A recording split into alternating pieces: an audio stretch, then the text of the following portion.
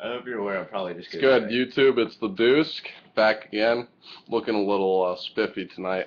This is going to be, I know it's a little late, but this is going to be my predictions for tonight's Payback pay-per-view. It actually goes on the air in less than 50 minutes, so I apologize. But I'm at my friend's house. You can tell by the settings, so let's get this card going. Okay, first the pre-show match. By the way, it's coming from Payback is coming to us tonight from the Allstate Arena in Chicago. One of the best venues in the country. I'm sure everyone else can agree. And one of the best crowds in all of pro wrestling. So, gonna be a good night. Cena's gonna get booed out of the building, which is always enjoyable. So, okay, pre-show match: Sheamus versus Damien Sandow. Now, I'm pissed this match didn't make the actual card because I've been enjoying this feud. And I'm just sick of Sheamus, and Sandow's beatdown on him on SmackDown a couple weeks ago was pretty exceptional, so this will probably be a good match anyways, though, but I just don't see him putting Sandow over, so I'm going with Sheamus for the win.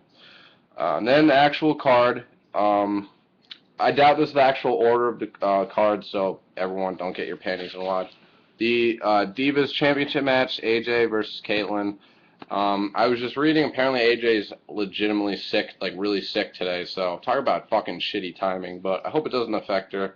She's good in the ring, she's good heel, and she plays the crazy chick to a T, and I cannot stand Kaitlyn, so, yeah, I'm going with AJ to finally get the Divas title, and this feud will probably continue, so.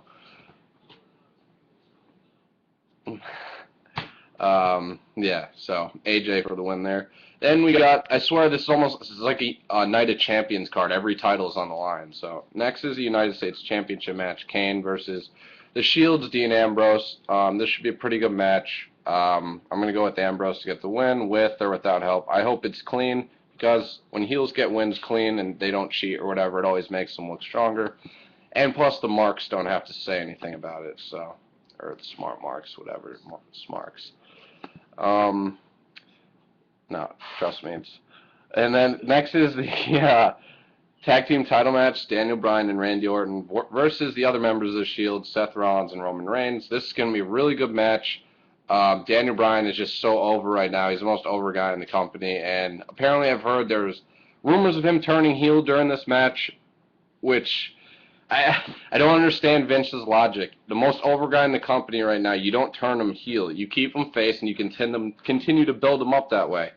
You could have him as the next face of the company, because let's face it, he's a few years younger than Cena, and Cena can't even hold Daniel Bryan's fucking jock, so.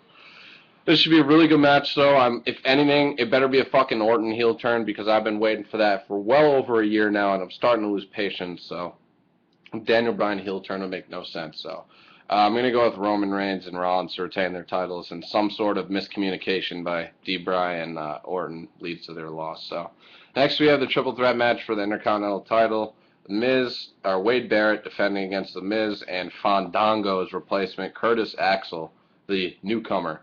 Yeah, this actually, I always like when the Intercontinental titles defend on the pay-per-view because it's so rare these days, and it rarely happens, so.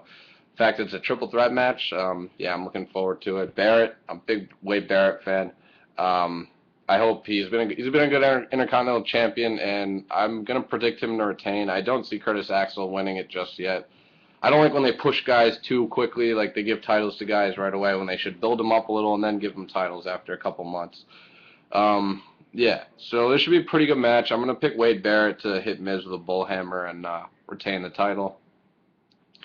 And hopefully this leads to bigger and better things for Wade Barrett. Next up, Money in the Bank next month. Hopefully he wins that. Next, we have CM Punk versus Chris Jericho. Now, everyone's saying this is going to be the match tonight, and I concur. But my only problem is Punk actually going to be there? There's a lot of speculation, I think, that he's not going to show up because there hasn't been anything, he hasn't said anything on Twitter, about, oh, I'm looking forward to this Sunday, my return or anything, or he hasn't been on Raw or SmackDown via satellite, to talk to Jericho or anything about his challenge. So, which leads me to believe, yes, it's in his hometown and he's a heel. That is the ultimate heel move, just no show. They talk about heel heat, so. Yeah, I don't know if he's going to show up tonight. And if he does, though, this is hands down going to be the match of the night. This will be the third go-around with these two.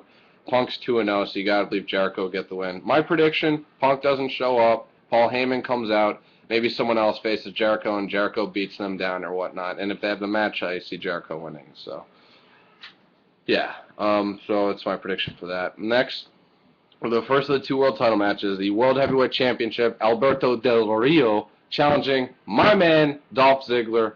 First match, actually no, his first match back was on SmackDown. This will be his first title defense of his newly won World Heavyweight Championship.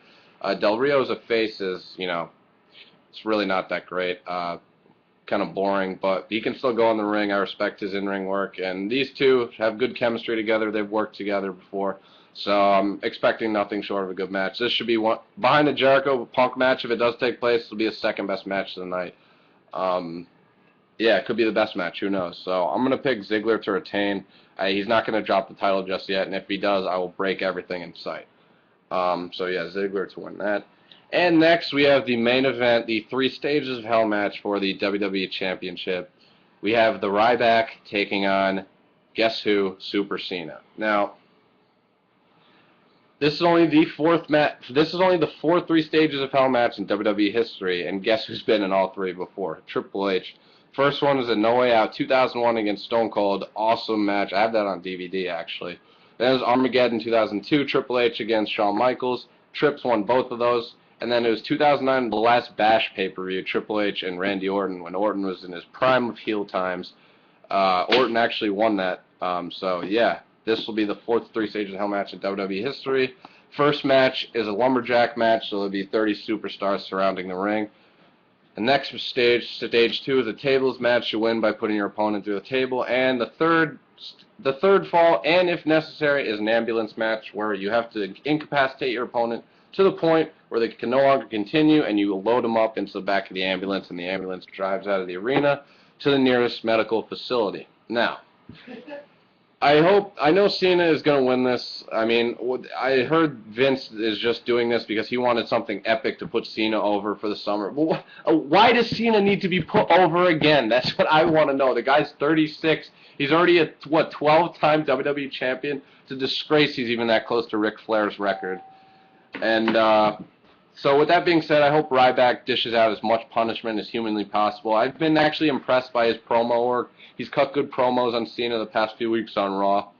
But, 2 of the most boring guys in the business. The crowd will probably be booing both of them. If anything, Ryback will have a slight, crowd advantage, if you will, because Cena always gets booed when he goes to Chicago.